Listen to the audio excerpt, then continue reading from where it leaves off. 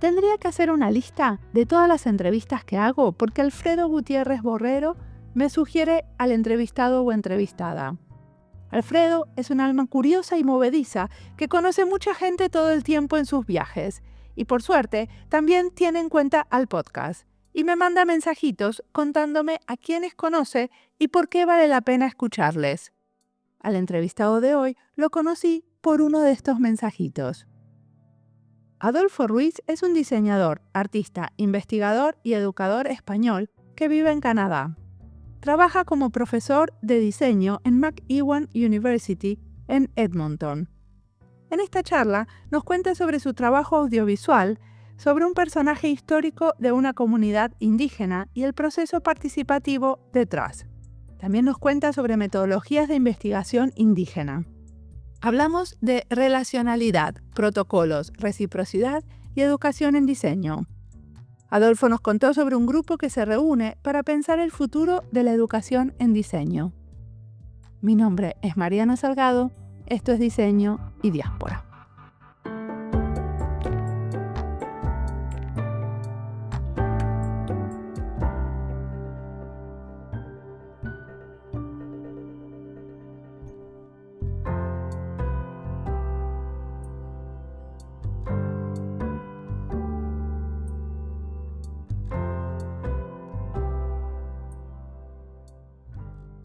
Soy Adolfo Ruiz Tosar, soy diseñador gráfico de formación y bueno, antes de esta etapa de mi carrera trabajé como diseñador en contextos profesionales durante muchos años, más de una década. Trabajé esto lo hice antes, pero más que nada después de realizar mi licenciatura en la Universidad de Alberta, en la ciudad de Edmonton, en el oeste de Canadá, que es donde vivo actualmente.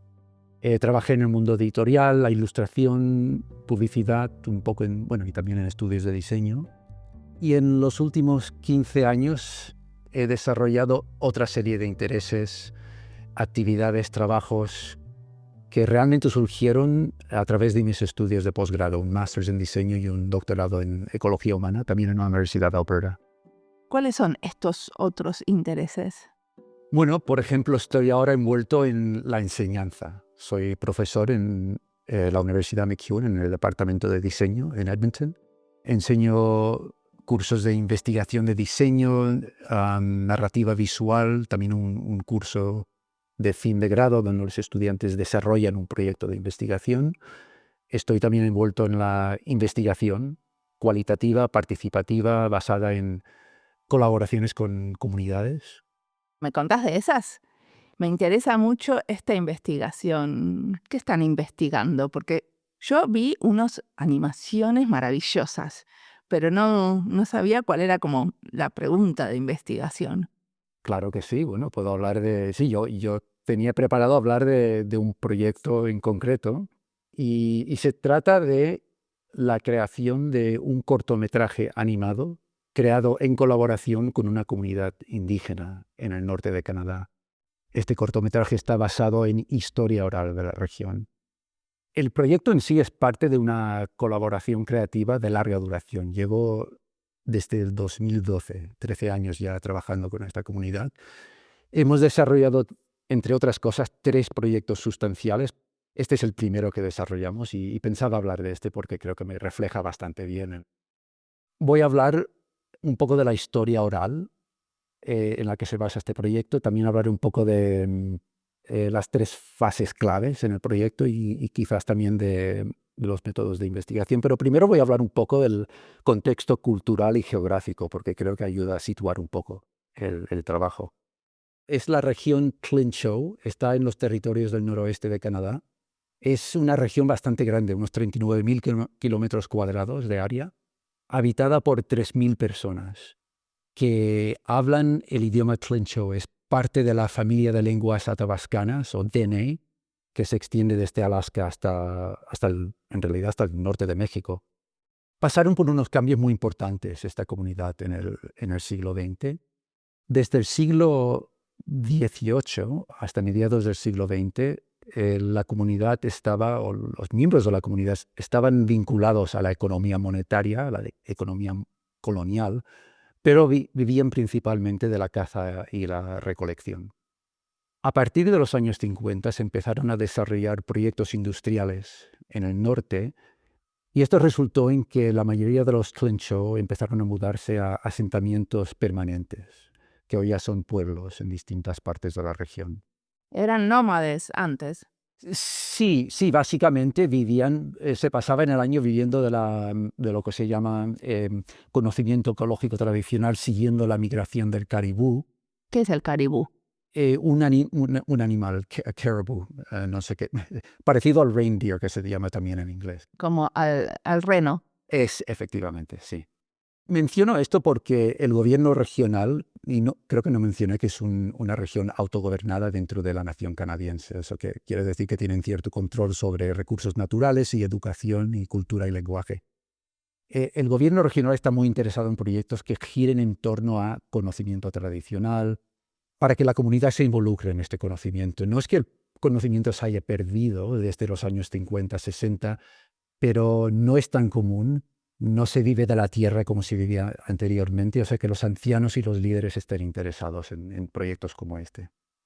También mencionaré antes de que hable de la historia que este proyecto fue mi proyecto de Masters en diseño en la Universidad de Alberta y realmente fue realizado gracias a, hablando de relaciones, yo establecí relaciones en esta comunidad gracias a otras relaciones que ya se habían establecido. Un profesor mío, Gavin Renwick, que me introdujo a Patrick Scott y de esa manera empecé a desarrollar conexiones y relaciones en el norte. La historia se llama Juaniquo, es una palabra Tlencho, es el nombre de un personaje histórico, el nombre de una mujer Tlencho que vivió en el siglo XVIII. Es la primera persona Tlencho que estableció contacto con personas no indígenas.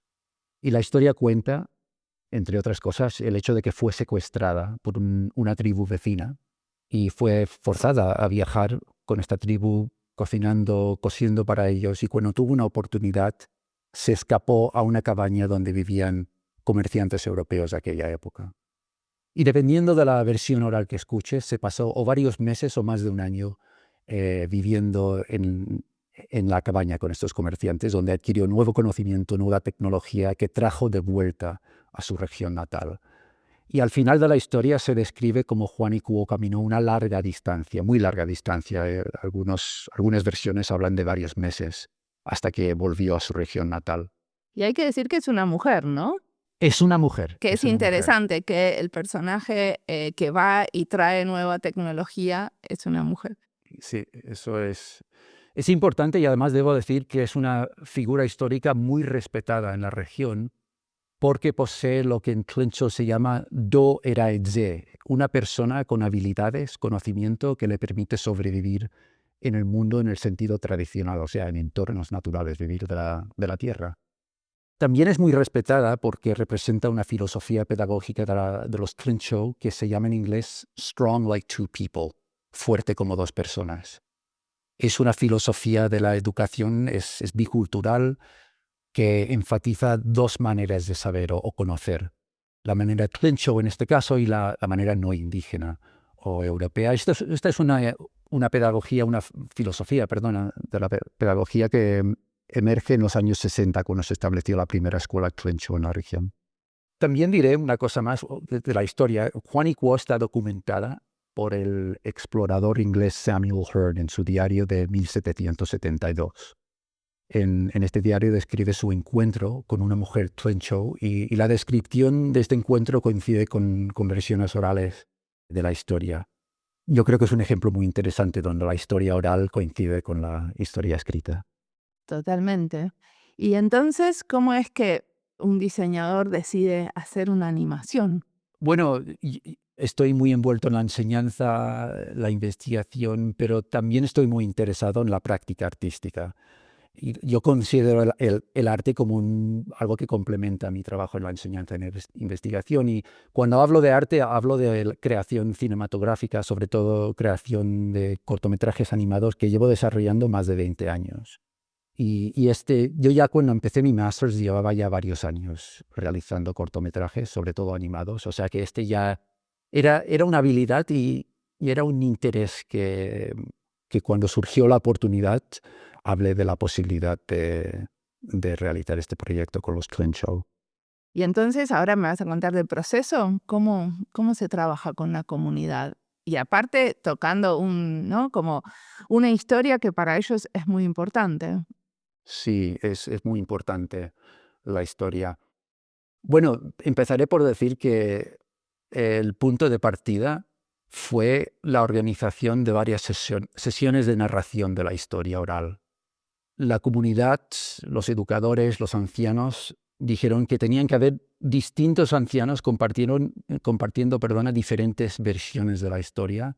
Esto es un punto cultural muy interesante e importante, yo creo, porque se reconoce que existen distintas interpretaciones sobre lo que sucedió en el pasado. O sea, que coexisten estas diferentes historias, y para la comunidad eso era muy importante, el asegurarse de que distintos ancianos participaran en el proyecto en esta primera fase. También diré que como parte de esta primera fase, en algunos momentos sí era adecuado, si se conectaba a la versión oral que se había compartido. Los ancianos nos guiaron a algún lugar cerca del campamento para compartir conocimiento ecológico tradicional, o sea que nos enseñaron, por ejemplo, cómo se extrae medicina de un árbol o técnicas básicas de cazar. O sea que también involucró otro tipo de conocimiento, no solamente el oral, pero principalmente giraba en torno a la historia oral en esta primera fase. La segunda fase se trata de actividades o talleres participativos para visualizar la historia oral con jóvenes y artistas de la región. Estos jóvenes también estaban presentes cuando los ancianos compartieron la historia oral, pero después yo trabajé con ellos para desarrollar estos talleres, para crear ilustraciones usando una variedad de medios, acuarela, dibujo a lápiz, collage, rotuladores, etc. Y a veces también incluso hicimos algunos talleres rápidos de animación. Esto tomó lugar en la escuela, en Bachoco, que es el pueblo más grande de la región Clint Show, pero también en el verano hicimos algunos de estos talleres en entornos naturales en el exterior. Y la última fase, y esto es un resumen bastante simple, pero es para darte una idea. Sí, obviamente. ¿Esto llevó cuánto tiempo hacer esta película? Empezó, bueno, en total, porque es un proyecto de investigación que incluye la producción no cinematográfica, pero de la animación, empezó en el invierno mejor dicho, en febrero, me parece, marzo de 2012, y el proyecto se acabó a finales de 2013, casi 2 años.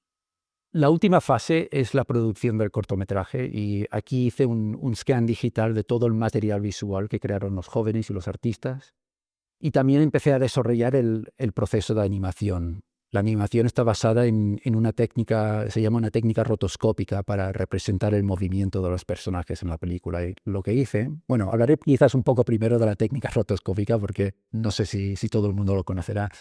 Es una técnica de animación bastante antigua, pero relativamente fácil de realizar. Está basada en la grabación de personas reales moviéndose a través de vídeo digital, y después calcar ese movimiento. Lo puedes calcar en el ordenador o a mano. O sea que se hacen varios dibujos para cada segundo de movimiento, pero todo basado en calcar la secuencia de vídeo. Y en mi caso yo usé papel transparente, lo hice a mano, para crear cada dibujo de las secuencias de vídeo. Hice 12 dibujos por segundo, que resultó en más de 900 dibujos en total para la animación. Y lo hice de una manera bastante básica, simplemente papel que pegué a mi monitor y calqué sobre la imagen que veía en el monitor. Trabajé con una actriz indígena, Renalta Art-Luke, que interpretó el movimiento de Juanico, y su movimiento fue la secuencia base de esta animación. Y al finalizar estos dibujos, que fueron, como te digo, unos 800, 900 en total, hice una foto digital de cada uno, lo combiné con el material visual de los jóvenes, de los artistas del Bachoco, de la región Clint Show. Todo esto lo hice en After Effects, y después el montaje final lo hice en Premiere, donde también incluí el audio de la historia oral. ¿Y están representadas esas múltiples perspectivas? Porque vos decías que los diferentes ancianos tenían diferentes ideas de cómo era este relato. ¿Pudiste representar eso también? Bueno, obviamente es un solo cortometraje. O sea que lo que tuve que hacer fue identificar los eventos que todas las versiones tienen en común y después crear una versión de la historia basada en las distintas versiones que se compartieron. Esa versión y un storyboard que realicé antes de empezar la animación lo compartí con la comunidad para asegurar que, bueno, que estaban de acuerdo con la interpretación y me dieron la autoridad, digamos, para seguir con el proyecto. Perfecto. ¿Qué investigas a través de esto? La metodología es lo que se llama en inglés Indigenous Research Methodologies, método indígena de investigación. Dependiendo del autor que leas, existen distintas interpretaciones de esta metodología. Bueno, ese es el caso con casi cualquier metodología, pero basado en el material que yo estudié y mi experiencia de trabajar en la región, lo interpreto como un método cualitativo, o sea, no es cuantitativo, no está basado en información numérica, pero puede resultar en material escrito, recursos educativos, productos creativos, etc. Y también considero que este método está basado en 3 principios. El primero es el de las relaciones. Y digo relaciones en un sentido muy amplio. Y creo que la palabra relacionalidad es muy adecuada para describir esta idea de relaciones cuando hablamos de este método. Las relaciones son importantes en varios sentidos. En el sentido interpersonal, como yo desarrollo relaciones con miembros de la comunidad. En el sentido comunitario también, tener sensibilidad de cómo el proyecto puede fortalecer relaciones de algún tipo en la comunidad. Eso es algo que yo creo que el investigador debe de tomar en mente cuando está haciendo esto. Y también en un sentido quizás más amplio todavía, en lo filosófico, ontológico, considerar la interconexión de todo lo que existe. Esta relación tiene ramificaciones también espirituales, que es una parte también muy importante de este tipo de investigación. En la práctica, todo esto significa que como investigador, como te digo, yo debo hacer lo mejor que pueda para ser sensible a la relación que se desarrolla a través del proyecto. El segundo principio, porque son 3 principios en total, el segundo principio es el de los protocolos culturales, que basado en lo que dicen muchos autores, e incluso lo que aprendí trabajando con los Trinchot, estos protocolos culturales se deben integrar en el proyecto. Por ejemplo, saber cómo acercarse a un anciano, sobre todo si le vas a pedir comparta conocimiento contigo, pues existe un cierto protocolo que envuelve el dar algún tipo de regalo, por ejemplo. El dar regalos también es una parte importante de la cultura. Eso es como en algunos lugares de Asia, ¿no? Como en Japón, que dar regalos es importante. Sí, efectivamente, sí, el gift giving, los regalos y además lo que se llama también, no me viene la palabra a la mente en castellano, reciprocity. Reciprocidad. Eso es. Eso es una parte también muy importante. Ya no se trata tanto de un regalo físico, pero no, el concepto de dar y recibir. Y no solamente entre personas, pero entre personas y lugares en la tierra, naturales, entornos naturales. Y dije también escuchar, que creo que es importante, porque parece una cosa muy simple, pero el escuchar de una manera que uno está presente mentalmente, emocionalmente, en este sentido más profundo, creo que es importante. También las ceremonias son una parte fundamental de cualquier actividad en la región, incluyendo proyectos de investigación. O sea que cualquier taller, cualquier sesión de narración, empezamos con oraciones, a veces también se canta, terminamos también con lo mismo y a veces hay bailes o música con tambor, moviéndose alrededor de una fogata. O sea que la ceremonia es muy importante y, como te digo, también tiene esa dimensión espiritual. Y finalmente, con este método, todo el proyecto debe resultar en algún tipo de fin que beneficie a la comunidad. Como dije antes, un recurso, una herramienta, producto que genere un cambio positivo. Y para mí este último principio es lo que realmente lo diferencia de otros métodos cualitativos que quizás se parezcan un poco a esto, como la etnografía contemporánea, otros métodos que se usen en las artes y humanidades. Esta idea de que debe acabar en algo que resulte como beneficioso para la comunidad, creo que es muy importante. También mencionaré que el arte y el diseño participativo es otra parte de mi combinación metodológica. Y en esto me inspiro mucho del trabajo de Elizabeth Sanders, como habla de la investigación participativa y en inglés dice, it's important to not do don't do simply research for people or on people, but with people. Hacer la investigación con los miembros de la comunidad o los participantes. Eso es la metodología, me encanta cómo la explicaste. O sea, ¿qué es lo que estabas investigando? Es la tradición, o sea, cómo la tradición oral puede estar representada ¿era esa la pregunta? ¿Cómo puede estar, tomar vida de nuevo? ¿O cómo lo dirías vos?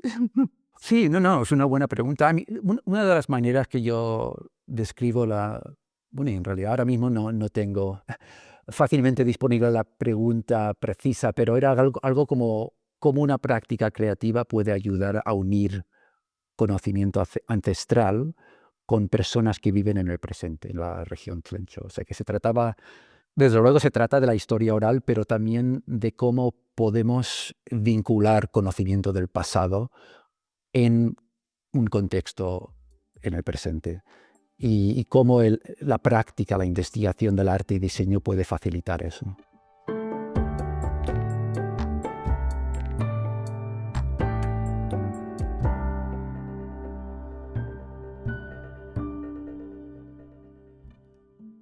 Esta entrevista es parte de las listas Arte y Diseño Social, Canadá, España, Educación en Diseño, Investigación y Territorios. Las listas las encuentran en nuestra página web en la sección de recomendados, en Spotify y en YouTube. Y si estás buscando algo y no lo encontrás, siempre te puedes comunicar conmigo. Hace poco hice también una entrevista a un artista audiovisual que trabaja con comunidades indígenas en procesos participativos. Ella es Nina Sabnani. Es el episodio 651. Nina hizo animaciones usando textiles, entretejiendo las historias de varias comunidades en India. Cuando hago estos episodios siempre recomiendo que vayan a ver la obra, después de escucharnos. Ojalá me hagan caso, porque si bien es siempre interesante escuchar a los diseñadores o artistas hablar sobre sus obras, sus porqués y sus procesos, falta una pata. Si una no va a mirar la obra, en este caso, la película. Y como siempre, ponemos los enlaces a este trabajo desde nuestra página web. Sigamos escuchando a Adolfo, que tiene un montón más para contarnos.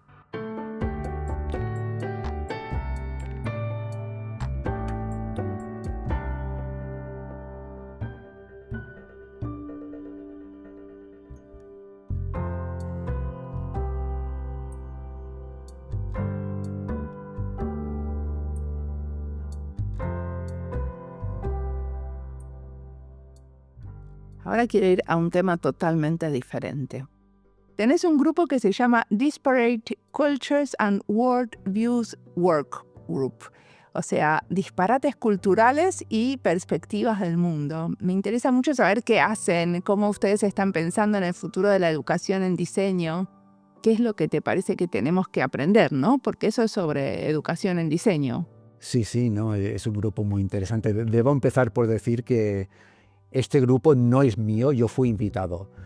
Fue iniciado creo que por Don Norman y varios docentes, profesores, expertos en el diseño fueron invitados para organizar distintos grupos sobre el futuro de la educación del diseño. Una de esas personas fue una educadora que ahora trabaja en Ontario College of Art and Design llamada Leslie Ann Noel. Bueno, este grupo para mí fue muy interesante, me abrió mucho los ojos a distintas perspectivas sobre la educación del diseño, pero también consideré cómo podía contextualizar lo que ya he estado haciendo durante más de 10 años en el norte de Canadá, cómo es compatible con estas perspectivas, pero también, como te digo, ampliando mi visión porque ahí aprendí sobre la pluriversalidad, el trabajo de Arturo Escobar, y también hablamos bastante del significado de la ontología, perspectivas epistemológicas en relación a la pedagogía del diseño. También hablamos mucho del sur global y comunidades indígenas también, y cómo deben informar el diseño a medida que vamos desarrollando la pedagogía en el siglo XXI. Y también envuelve una crítica del Bauhaus, del modelo básico en el que todos hemos sido educados en el diseño. No hay nada censurable en el Bauhaus necesariamente, pero se necesita otras perspectivas, unas perspectivas alternativas fuera de, digamos, el occidente o el mundo industrializado para informar esta idea emergente del diseño, de la pedagogía. ¿Pero qué hacen? ¿Solo hablan o también organizan eventos, intentan influenciar la currículum de las universidades, no sé, otro tipo de actividades? Se trató y la mayoría, yo llevo ya más de un año, me parece, sin estar en contacto con el grupo. Durante la pandemia tuvimos reuniones bastante regularmente, por lo menos cada 2 meses o algo así. Los distintos miembros del grupo hacían presentaciones desde su punto de vista, desde su lugar geográfico. Todo esto se combinó para escribir un artículo que fue parte de, en el journal Shijai, se publicó por todos los autores. Me parece que fuimos por lo menos 6 o 7 que lo publicamos en colaboración. Y también el proyecto ha terminado y la verdad, si te soy sincero, tengo que ver el website, la última versión del website para ver lo que se ha subido. Pero la intención fue crear sugerencias para nuevos planes de estudio en el diseño. No voy a intentar darte un resumen del proyecto más grande de Don Norman porque yo fui parte del grupo pluriversal, o como se llamaba el working group, The Disparate Futures, Disparate Viewpoints.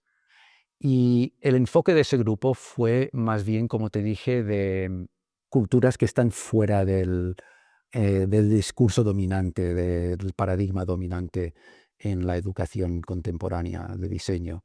O sea que no voy a intentar hablar de esos otros grupos porque en realidad yo no participé en ellos, yo participé en este.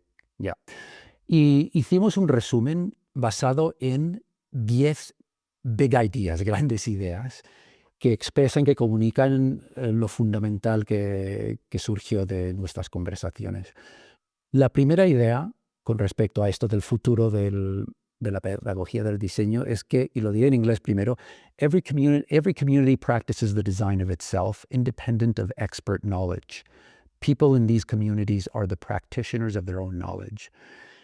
Esto para mí es un punto muy interesante porque cuestiona la idea de que viene un experto a una comunidad y comparte su conocimiento como experto. En este sentido, hablamos de que la comunidad tiene su propio conocimiento como expertos.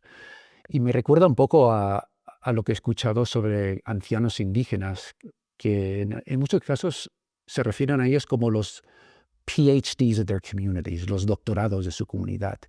Y lo que quieren decir es que su conocimiento ecológico tradicional, su conocimiento de la tierra, de cómo andar por tierra, eso es muy valioso y es parte de ese conocimiento tan importante de la comunidad. Es muy interesante eso porque en general siempre lo que viene de afuera se valora más, ¿no? Nosotros, por ejemplo, los diseñadores que trabajamos en el sector público, siempre decimos que cuando viene un consultor, lo que dice es como muchísimo más respetado que lo que nosotros podemos decir. Y quizás estábamos diciendo lo mismo, ¿no? Solo que se valora de otra manera porque también se paga de otra manera. Y es algo que pasa mucho en las universidades, que viene, o sea, hacemos una conferencia, un congreso, un evento y siempre, viste, si traemos a alguien de afuera, se considera como, bueno, esto es algo especial. Y si traemos a alguien de afuera del país, es entonces mejor. ¿Ya? No, tiene mucho que ver con eso. Y cómo se respeta a una persona de afuera, como has sugerido. Y esto también tiene mucho que ver con el proceso de descolonización para las comunidades y los pueblos que tradicionalmente han recibido, digamos, no quiero decir el impacto, pero sí, hasta cierto punto han venido, como te dije antes, expertos para compartir su conocimiento, y esto es lo opuesto a eso. La segunda idea se trata de, lo diré de nuevo en inglés, the dualism of Eurocentric rationalism, divided nature and culture, mind and body, us and them. Relational approaches to design address the multiple ways in which things are connected.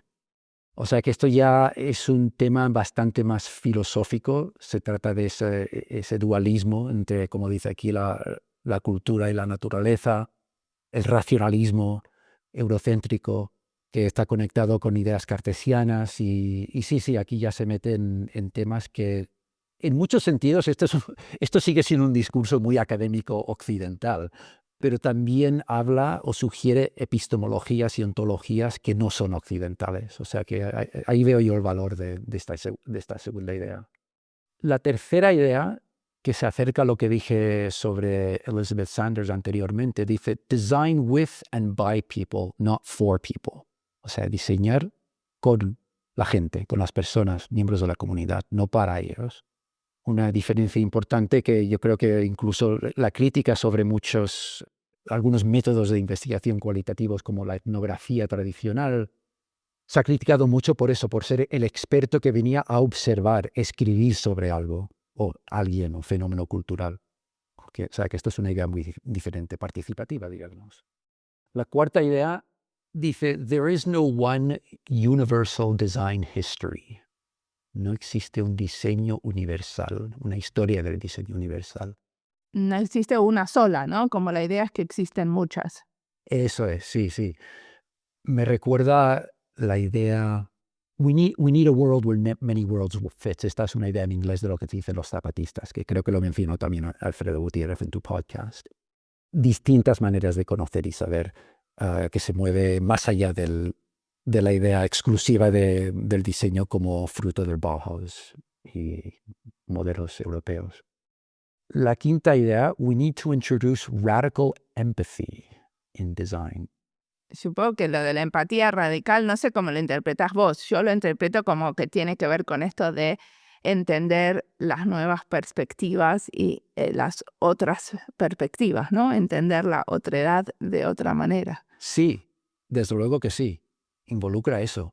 Y mientras que estás hablando, estoy también leyendo, dice que se trata de ir más allá de una perspectiva, un conocimiento básico sobre las dificultades de una comunidad que personas puedan estar pasando. Esta idea de la empatía radical impulsa a que consideremos otros puntos de vista y circunstancias. Sí. La idea sexta, the studio is not the only place where design happens. O sea, ir más allá del estudio físico, considerar como el estudio de diseño puede ser algo, pues, que viajas con el estudio. No solamente está limitado al espacio universitario, al espacio físico urbano, pero traer el estudio de alguna manera a comunidades en el sur global, comunidades indígenas, etc. La séptima idea, designers need to design for resilience and change, el cambio. La octava idea, design can future-proof marginalized cultures. Ayudar a que las comunidades o las culturas marginales, supongo, de alguna manera estén preparadas para enfrentar el futuro. Ese es un reto bastante grande, en realidad. La novena idea, designers should understand what industry means, not only on a macro level, but also at micro and local levels, and in a range of scales in production. Que los diseñadores tenemos que entender lo que la industria quiere decir en micro y macro, dimensiones micro y macro. A mí me parece interesante esto porque lo relaciona a la industria también con la geopolítica, ¿no? Ayer estaba leyendo un artículo muy interesante sobre Apple y Nvidia y la geopolítica detrás de todo lo que están haciendo y cómo lo hacen. Por ejemplo, tienen chips que están viniendo de China, entonces cómo están dependiendo de China para producir ciertas cosas y cómo, bueno, esas dependencias también tienen que ver como con las relaciones internacionales de los países, ¿no? Que algunas cosas pueden pasar y algunos aranceles podemos poner y otros no. Yo creo que la otra cosa que se podría decir sobre la industria es que también, y creo que esto es parte de esta novena idea, también existen industrias, entre comillas, o no entre comillas, industrias que son parte de un conocimiento tradicional de una comunidad que no existen a una escala enorme como en proyectos industriales como la minería o algo así, pero sí existen en una escala menor que también pueden tener mucha importancia por una comunidad.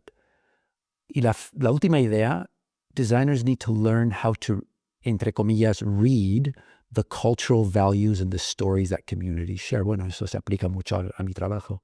Sí, que tenemos que saber leer los valores culturales de las comunidades, ¿no? Sí, efectivamente. Esto está buenísimo, pero del dicho al hecho, ¿no? Hay mucho trecho.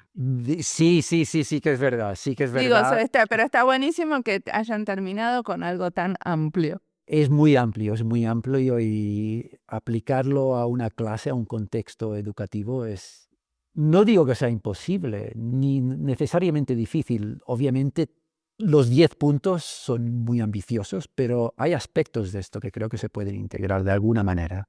No, y aparte me parece como que a la vez son lo suficientemente fáciles de leer y entender antes de empezar cualquier reforma de currículum, por ejemplo. Eso es. Y se pueden interpretar de distintas maneras aplicables a distintos contextos, que creo que también es importante. Perfecto. Entonces, vamos a las preguntas del final. ¿Qué nos recomendás leer, escuchar, mirar? Nos hablaste de Elizabeth Sanders, de Arturo Escobar. ¿Qué más? ¿Algo más? Uf. Bueno, el primero es Carrier Bag Theory of Fiction, de Ursula Le Guin. Existe una traducción en el Internet, online. Se llama en español La teoría de la bolsa de transporte de la ficción. Un resumen muy rápido: es una escritora de ciencia ficción americana, desafortunadamente falleció hace ya unos años, pero sugiere una narrativa alternativa sobre la cultura material humana. Más allá de la idea que los primeros objetos que se crearon fueron para acabar, golpear, pinchar, por ejemplo, palos, espadas, cuchillos, y lo que explica la autora es una historia alternativa, no basada en herramientas para machacar o cavar, pero contenedores, la bolsa, el saco, una caja, un recipiente. Dice la autora, esta es la traducción: antes de la herramienta que expulsa energía hacia afuera, creamos la herramienta que lleva energía a casa. El otro que voy a sugerir es Meeting the Universe Halfway. No sé si existe una traducción en español. Es de una física filósofa americana, Karen Barad. Y en este libro la autora explica la historia y el significado de la física cuántica en relación al pensamiento contemporáneo filosófico. Y lo que hace es habla del fenómeno subatómico, observaciones de este fenómeno por científicos y las ramificaciones epistemológicas y ontológicas. Y una de las muchas ideas interesantes que surgen de estos experimentos es que el fenómeno subatómico no existe de manera predeterminada, sino que surge o emerge en relación a la presencia o observación de un observador, de un aparato. No quiero meterme en mucho detalle, pero este vínculo entre observador y material observado desafía principios ontológicos de Occidente y científicos también. Por ejemplo, el individualismo como principio filosófico. La idea de que el universo está compuesto por entidades individuales, independientes, etc. Y lo que es interesante, y la razón por la que menciono este libro, es que en muchos sentidos el libro nos lleva a un lugar muy cercano al conocimiento indígena, porque las ideas de Karen Barad, basada en la física cuántica, proporciona descripciones de la relacionalidad, de la interconexión de todo lo que existe, y esta idea siempre ha estado presente en la cultura indígena. Muy bien. ¿Y en el futuro, hacia dónde va tu práctica? Pues quiero seguir desarrollando proyectos en el norte. Incluso hay un proyecto educativo que empezamos hace ya varios años que me gustaría volver a empezar. Con la pandemia dejamos de trabajar en él, lo hemos desarrollado un poco más, pero tenemos que tener más reuniones. También tengo una práctica artística que he desarrollado entre los últimos años. No he hablado de ella, pero me interesa el arte como otra manera de visualizar conocimiento y filosofía. O sea que me interesa tener ese espacio también de exploración. ¿Pero qué tipo de arte haces, aparte de las animaciones? Me interesa la instalación y el dibujo en contextos de galerías. Bueno, y también cinematografía, películas de 16 milímetros que comunican ideas y viajes, también se pueden contextualizar dentro de galerías. Y en realidad acabo de terminar hace un mes un Masters en Bellas Artes en School of the Art Institute of Chicago. Lo hice Bueno, me pasé los veranos ahí, el resto del tiempo online, o sea que he estado bastante envuelto en eso últimamente, que proporciona otro contexto en el que explorar ideas, como te digo. Perfecto. Algo que no te pregunté es de dónde sos originalmente. Nací en Barcelona, pero mi familia emigró a Canadá cuando yo era muy pequeño y me pasé los primeros 20 años de mi vida viviendo entre los dos países. O sea que eso fue mis primeros años como adolescente y también como adulto. Viví en Andalucía cuando volví a España. Bueno, muchísimas gracias por la entrevista.